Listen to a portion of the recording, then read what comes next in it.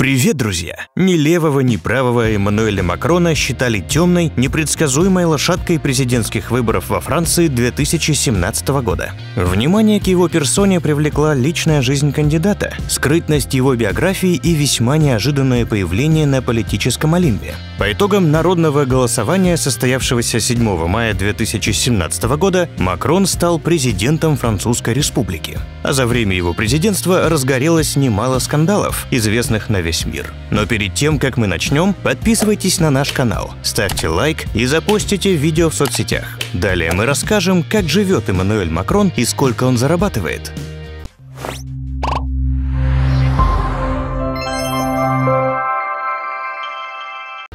Эммануэль родился 21 декабря 1977 года в городке Амьен, что в Северной Франции.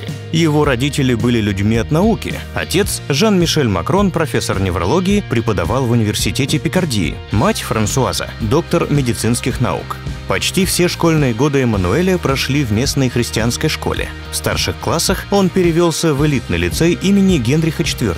Окончив его, он начал изучать философию в университете Пари-Нантер. Затем изучал связи с общественностью в Парижском институте политических исследований. С 1999 по 2001 был личным помощником философа Поля Рикера, а в 2004 году стал выпускником Национальной школы администрации.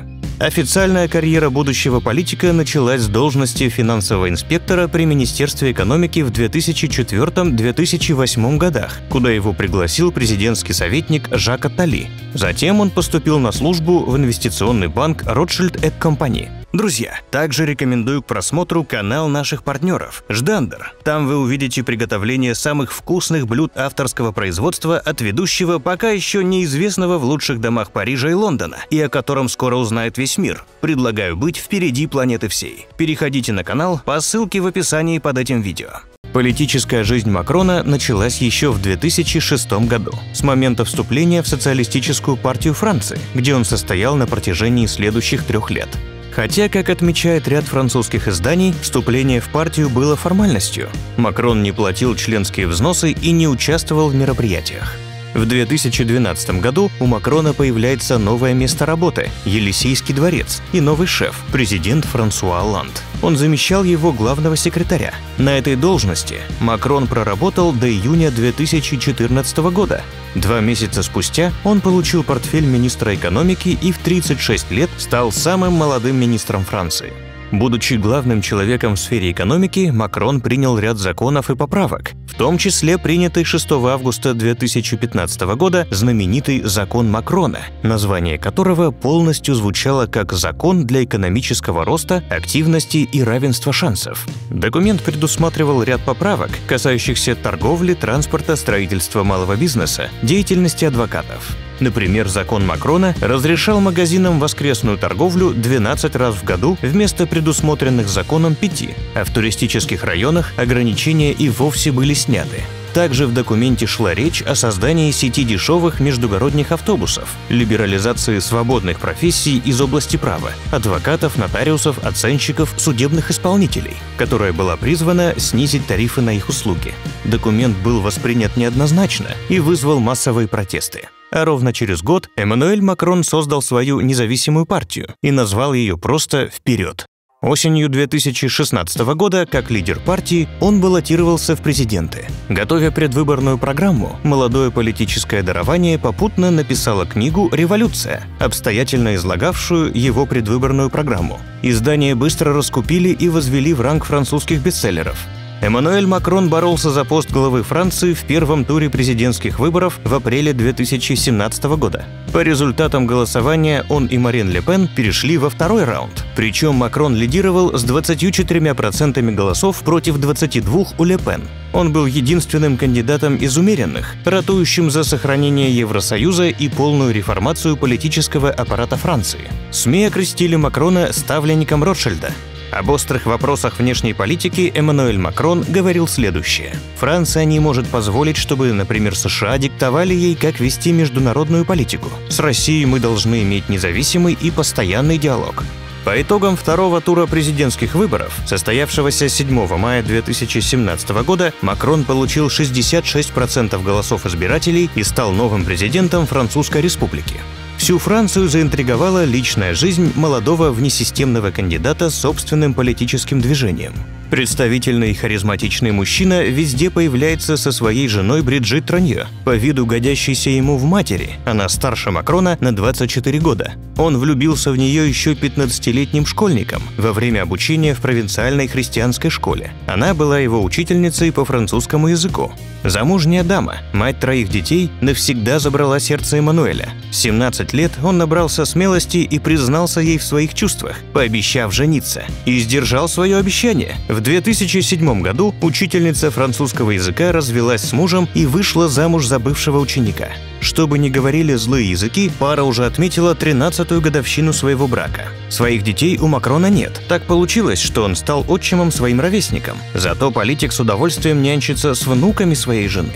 Конкуренты Макрона поговаривают, что лидер партии «Вперед» – гомосексуалист. Среди его соратников отыскали немало активистов ЛГБТ-движения, к примеру, мецената Пьера Берже, а самого Макрона обвиняют в интимной связи с президентом Радио Франс Матье Галле. В 2018 году издание Forbes включило Макрона в список влиятельнейших людей планеты, поместив его на 12-е место, в отличие от его предшественника Франсуа Олланда, который занимал там 23-ю строчку. Летом 2018 года, во время правления Макрона, во Франции произошел политический кризис. Причиной послужило избиение молодым советником президента Александром Беналла одного из демонстрантов, вышедших на первомайскую демонстрацию. К концу года ситуация переросла в массовые протесты движения «желтых жилетов». Изначально протестующие выражали несогласие с повышением цен на нефтепродукты и, как следствие, на топливо. Макрон ввел в стране чрезвычайное положение. Тем временем движение стало набирать силу, и уже к началу 2019-го в список требований протестующих добавилась отставка президента. Протестующих поддерживают некоторые лидеры левых, центристских и правых партий Франции. Президент Франции Эммануэль Макрон за последние несколько дней стал главным объектом нападок со стороны мусульманского мира.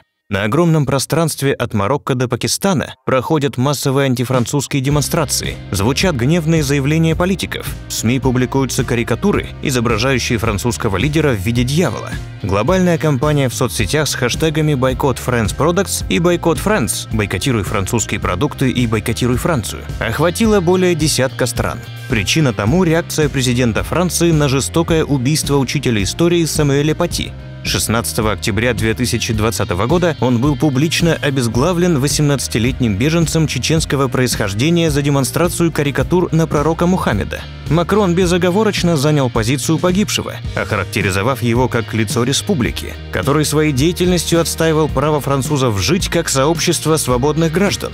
Он был убит, потому что исламисты хотят забрать наше будущее. Они знают, что именно благодаря таким незаметным героям, как он, они его никогда не получат, говорил он. Смерть Пати президент назвал актом терроризма, пообещав, что народ Франции продолжит защищать свободу слова и не откажется от оскорбляющих мусульман карикатур. Во Франции президент Эммануэль Макрон, глава государства, обладает большей властью, чем глава правительства, премьер-министр Эдуард Филипп. Но оба они получают одинаковую зарплату – $220 505, которая более чем в 5 раз выше, чем ВВП Франции на душу населения. Как следует из результатов проверки имущественных деклараций кандидатов в президенты Франции в 2017 году, проведенной ведомством по обеспечению прозрачности общественной жизни, Эммануэль Макрон не владеет никакой недвижимостью. Кроме того, Эммануэль Макрон имеет банковские вклады на общую сумму в 120 тысяч евро, а также выплачивает кредит, размер которого составляет 350 тысяч евро. В 1981 году левый французский премьер-министр Пьер Маруа заявил: «Республике не нужны дополнительные резиденции», давая понять, что для главы государства вполне достаточно и Елисейского дворца. Тем не менее, у лидеров Франции все же сохранилась альтернатива пребыванию в Париже – замок Форт-де-Брагансон на Лазурном берегу. Жак Ширак считал ее скучной тюрьмой, а по мнению Франсуа Олланда, побывавшего там лишь однажды, крепость не способна защитить приватность частной жизни от внимания журналистов. Однако Эммануэль Макрон и его супруга реабилитировали Форт де Брагансон. Французская пресса сообщила, что по заказу президентской четы в замке появится съемный бассейн. Стоимость работ оценивается в 34 тысячи евро. Но в действительности это скорее мера экономии, поскольку в настоящее время чуть ли не вдвое больше средств тратится на отряд жандармов, охраняющих президентский пляж. В замке есть две башни – донжон, где расположен рабочий кабинет президента, и так называемая Западная башня, образующая единый комплекс с главным зданием. В ней размещены личные апартаменты главы государства, гостевые комнаты, столовая, приемная. На территории резиденции разбит сад. Кроме того, замок оборудован вертолетной площадкой. В описании Форт де Брагансон упоминается беседка, с которой открывается вид на скалы, море и пляж. Вот такой он, президент Франции. Если вам понравилось наше видео, но вы еще не подписались на нас, то подписывайтесь прямо сейчас и запостите видео в соцсетях. В следующих выпусках будет много интересного. До скорых встреч. Пока.